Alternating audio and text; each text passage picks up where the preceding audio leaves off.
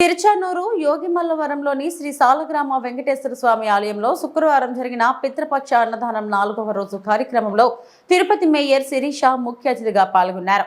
September 17వ తేదీ నుంచి October 2వ తేదీ వరకు 16 రోజుల పాటు నారదపీఠం ఆధ్వర్యంలో నిర్వహించిన పితృపక్షం అన్నదానంలో పాల్గొనడం ఆనందంగా ఉందని మేయర్ తెలిపారు.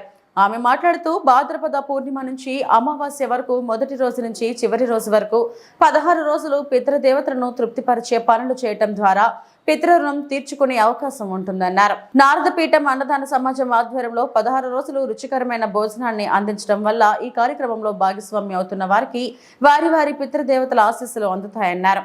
పితృదేవతల అనుగ్రహంతో ఎంతో కాలంగా తీరని కోరికలు ఉంటే కూడా నెరవేరుతాయని శ్రేయస్సు పొందగలుగుతారన్నారు. స్వయంగా ఆమె పలువురికి అన్నం వడ్డించారు.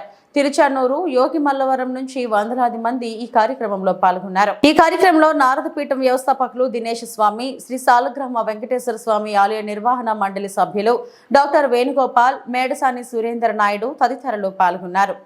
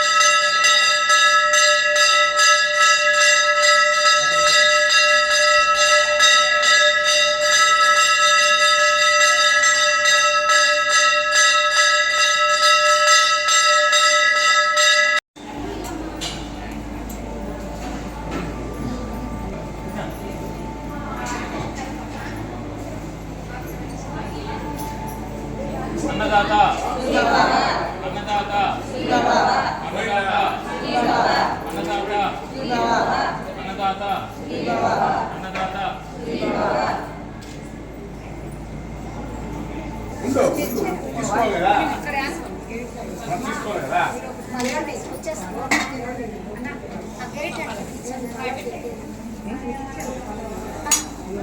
మేడం